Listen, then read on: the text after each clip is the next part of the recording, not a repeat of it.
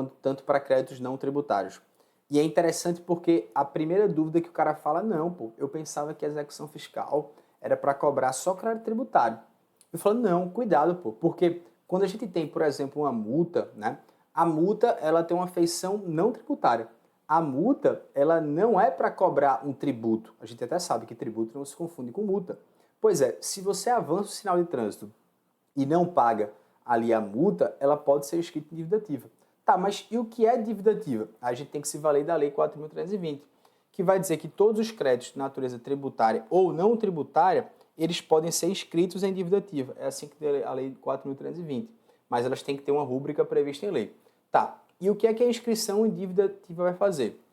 Ela vai fazer com que você tenha ali os créditos exigíveis porque passou um prazo para você pagar e você não pagou, está escrito em dívida ativa, você está registrando no registro próprio, em que o procurador faz uma análise de liquidez e certeza e você tem uma escrituração, que essa receita ela é escriturada em dívida ativa após a inscrição.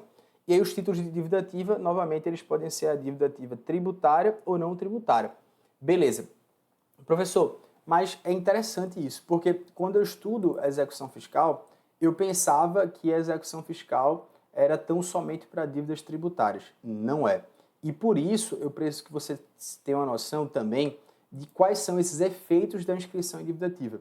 Nós temos muitos, mas ter a concepção do que é dívida ativa e de quais são seus efeitos é vital para você entender tudo sobre a execução fiscal e por que ela importa. Veja, a primeira coisa dessa estratégia de execução fiscal é a gente saber que ela serve como primeira medida como um controle de legalidade. O que é que significa, professor? O controle de legalidade, ele seria justamente para verificar se tudo foi feito corretamente. Ou seja, é um procurador, via de regra, que vai fazer esse controle de legalidade de um crédito que ele recebe para depois inscrever em dívida. Como assim? É como se você recebeu o boleto do IPVA, né? O IPVA está dizendo que esse carro é seu, qual a alíquota que você vai pagar, tudo certinho. Só que quem faz isso, via de regra, é um auditor, a autoridade fiscal, né? E depois, se você não paga voluntariamente, esse processo vai para a procuradoria, ela inscreve em dívida ativa, e aí depois que ela inscreve em dívida ativa, você pode promover a execução fiscal. Eu estou dizendo o que é esse ato de inscrever em dívida ativa. A primeira coisa é que ele vai ver se aquele boleto que ele mandou para você está tudo certinho. Se é você mesmo. Se houve contraditório, se houve ampla defesa. Então é um controle de legalidade. Beleza? Show de bola. O segundo ponto é confirmar se esse crédito realmente ele é devido. Ou seja, vai verificar se é você mesmo, né? Que é a pessoa que é competente, se você houve o contraditório e ampla defesa. Então, esse aspecto ele é muito relevante, beleza? E é necessário ter liquidez desse crédito. Eu tenho que ver se esse crédito ele está corretamente determinado. E aí esse processo de inscrição em dívida ativa, ele vai fazer com que você confirme quem é a pessoa, você faça um procedimento necessário e você promova o que a gente chama de execuibilidade. Professor, o controle de legalidade, portanto, é o quê? É ver se isso foi gerado da maneira correta, se você recebeu o boleto, se teve contraditório, se houve plano de defesa, se era você mesmo. Segundo, quando ele faz essa inscrição em dívida ativa, eles já geram um efeito, que é a presunção de certeza e liquidez. Eu começo a olhar e falar assim, caramba, isso aqui que está feito é provavelmente esse valor mesmo. É esse valor que tu tem que pagar.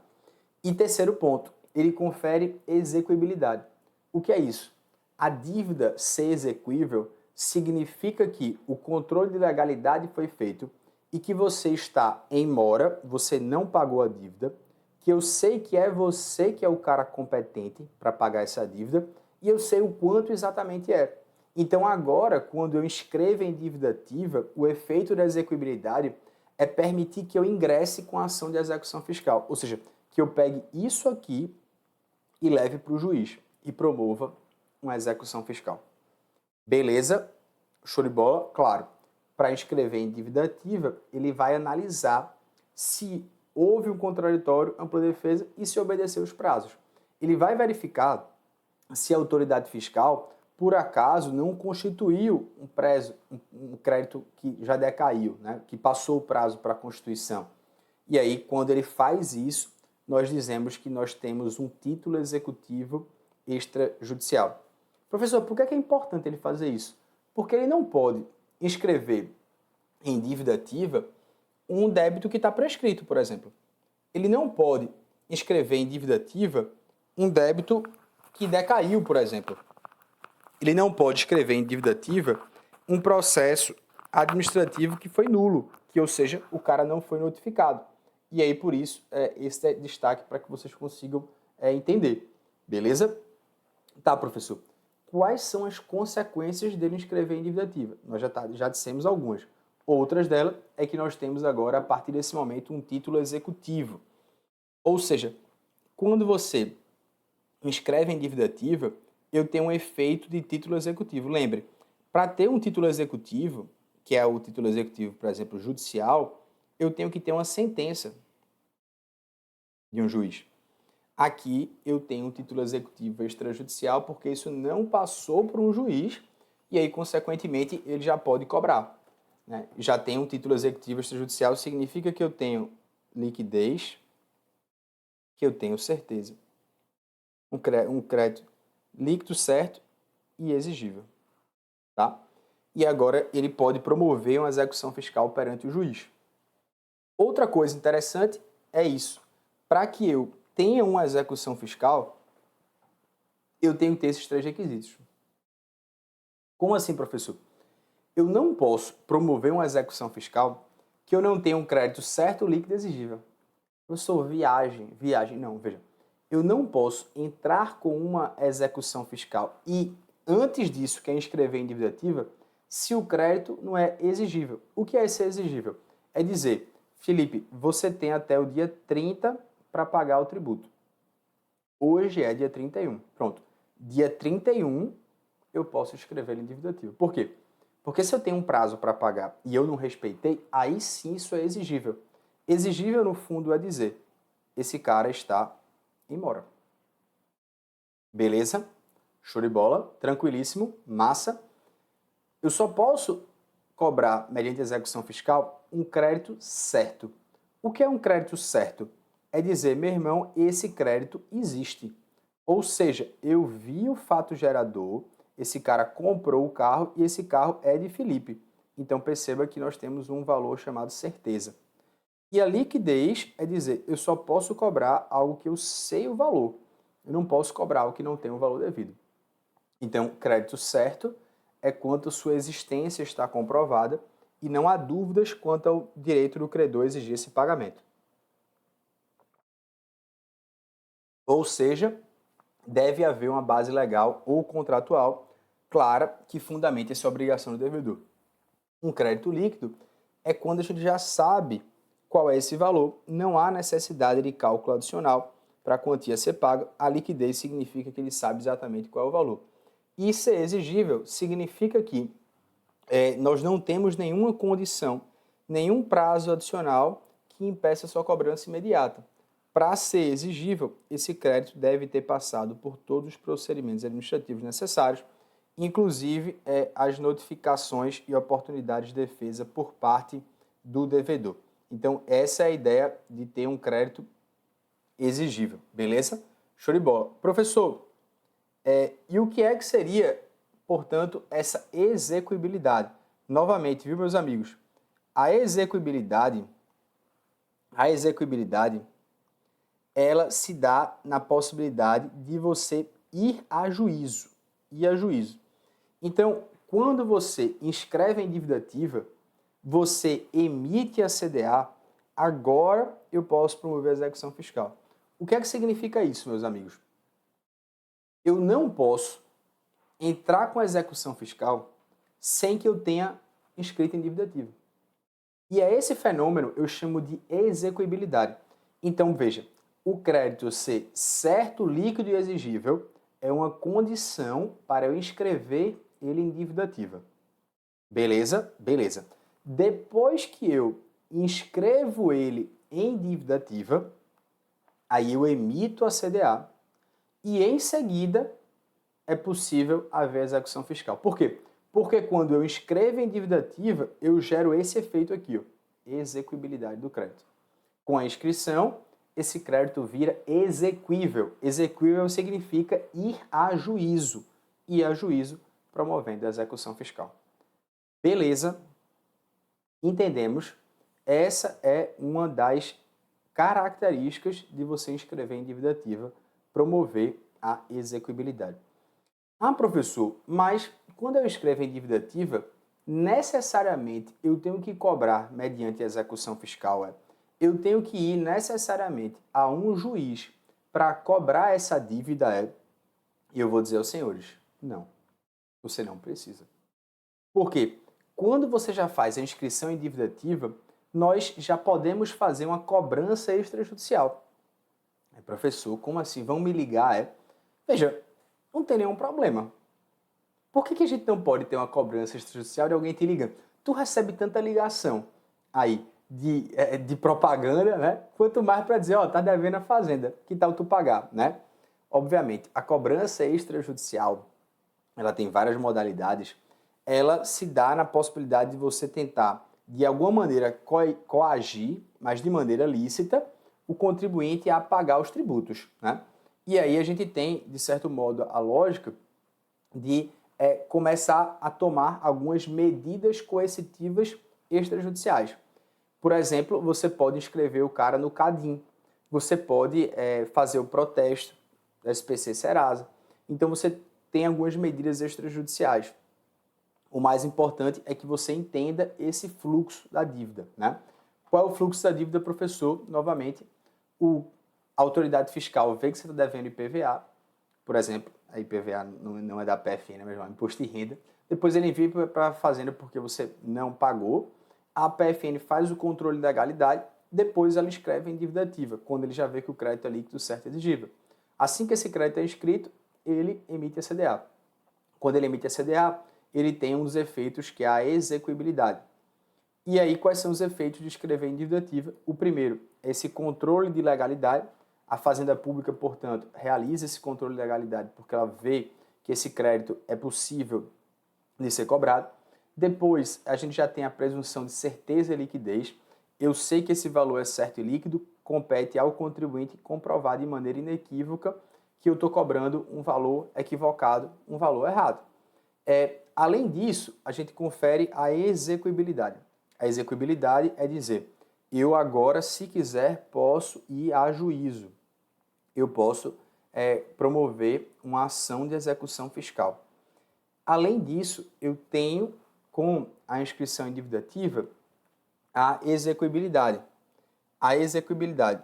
E essa execuibilidade, ela promove, através do título executivo extrajudicial, a possibilidade de você poder entrar com a execução fiscal.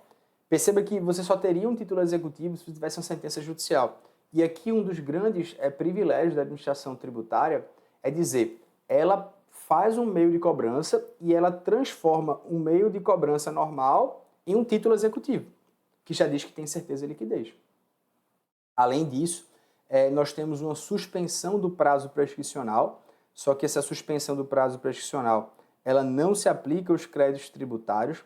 A gente vai ver que isso aqui somente se aplica aos créditos não tributários, essa suspensão de 180 dias. E nós temos uma certa transparência para terceiros. Por quê, professor? Porque a gente tem lá no artigo 198, parágrafo 3º do CTN, e esse dispositivo ele cai muito. Esse dispositivo, novamente, ele cai muito. Esse dispositivo, novamente, ele cai muito, que nós podemos divulgar algumas informações. Uma dessas informações para terceiros é sobre a inscrição em dívida ativa. Ou seja, a dívida ativa, ela é pública. Não é vedada a divulgação de informações relativas a 1. Representação fiscal para fins penais. Então, a gente sabe as pessoas que estão sofrendo algum processo de investigação, por exemplo, oriundo, seja do Ministério Público, seja, enfim, de alguma natureza compulsória mesmo para fraude tributária. O 2, que é a inscrição em dívida ativa, ou seja, isso aqui que a gente tá fazendo, obviamente, que é um dos efeitos de escrever em dívida ativa, parcelamento ou moratória, que é uma causa de suspensão do crédito tributário, e qualquer tipo de incentivo, renúncia, benefício ou imunidade de qualquer natureza que seja realizado, inclusive, beneficiado por pessoa jurídica, né? Então, esse dispositivo ele cai muito, são 4 incisos. Eu quero que você perceba que no que toca a dívida ativa, ela é pública. Então, até lembro que uma vez houve uma grande... enfim, houve um grande carnaval, um alvoroço por uma coisa que era meio que básica, né? Você tinha como olhar, por exemplo, quais eram os parlamentares que deviam à Fazenda. E aí acho que foi um jornal que ele fez uma análise dos parlamentares que tinham empresas que deviam à Fazenda. E aí os parlamentares ficaram revoltados, falando, como assim, né? Você vai divulgar essas informações dizendo que eu devo à Fazenda e o meu sigilo, né? E minha privacidade. E aí é a ideia, né? Quando você inscreve em dívida ativa, essa informação ela é pública. E por que ela é pública? Porque ela acaba tornando litigioso o patrimônio do devedor.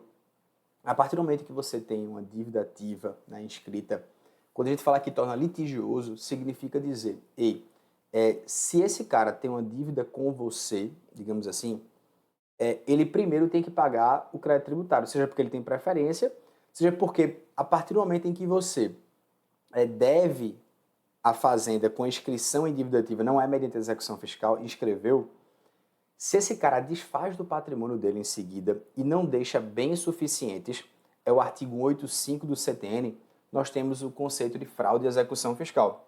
A fraude e execução fiscal vai dizer o seguinte, que a inscrição em dívida ativa é o termo inicial para que haja fraude. Então, ele diz, presume-se fraudulenta a alienação ou oneração de bens ou rendas ou seu começo por sujeito passivo em débito para com a fazenda pública por crédito tributário regularmente inscrito como dívida ativa. Então, o que ele está dizendo é o seguinte, se esse cara, ele tem uma inscrição em dívida ativa, essa inscrição em dívida ativa, ela, consequentemente, faz com que ele não pague sua dívida. Vamos supor assim, o cara tem 1 milhão de inscrito em dívida ativa. E esse cara tem 300 mil reais de patrimônio, certo? O que eu estou dizendo é o seguinte, se esse cara se desfaz desses 300 mil, seja, por exemplo, vendendo um bem imóvel dele para essa pessoa aqui e esse cara, essa mulher, eu acho, na verdade, né? Eles estão cometendo fraude e execução fiscal. Por quê? Presume-se fraudulenta a alienação à venda, o onerar, que é também, enfim, né, tornar, de certo modo, ele vincular o patrimônio, de pessoa que tem débito com a fazenda pública de um crédito que foi regularmente inscrito. Ou seja, o termo inicial é que se presume fraudulenta desde o momento em que você escreve em dívida ativa. O artigo 185 diz que será a partir do momento em que é inscrito em dívida ativa. Esse aqui é o termo inicial. Então, por exemplo, se esse cara deve 1 milhão à fazenda, você não pesquisou, e você comprou um bem imóvel desse cara por 300 mil reais, é possível que a fazenda, que enfim, tinha 1 milhão de reais, ela alegue que houve fraude e execução e peça para ser desfeito essa compra e venda. Peça para falar, olha, essa compra e venda não pode acontecer, porque aconteceu fraude e execução. Então, perceba que um dos efeitos da inscrição em dívida ativa também é tornar o patrimônio litigioso do devedor e, consequentemente, fazer com que haja ali a fraude e execução. Você começa a incidir o encargo legal, você também tem a possibilidade de ter medidas coercitivas extrajudiciais. Então, você pode ter, por exemplo, a inscrição no CADIM, o portaria da PFN fala sobre isso, pode fazer o protesto extrajudicial, pode não emitir as certidões negativas, né, as certidões negativas, e também tem a questão da averbação pré-executória, né, também com o julgado do STJ que diz que você não pode tornar indisponível de maneira administrativa, né? O dispositivo ele pode ser feito desde que seja feito através, né, do juiz, né? A indisponibilidade de bens ela é inconstitucional, feita de maneira administrativa, que é essa averbação pré-executória. Mas é possível sim averbar a CDA, né, nos cartórios de registro de imóveis, né? Você não torna os bens indisponíveis, mas quem compra um imóvel, quem compra um carro, alguma coisa, sabe que você deve. Beleza, senhores? Bem demais. Bom, esses efeitos de inscrição em dívida ativa, eles são uma grande aula para que você saiba que só o fato de escrever em dívida ativa já gera muitos efeitos. Mesmo que ainda não tenha execução fiscal, só o fato, antes da execução fiscal, de ter inscrição em dívida ativa, isso já é algo que gera efeitos muito importantes na cobrança dos créditos públicos. Beleza? Bora lá!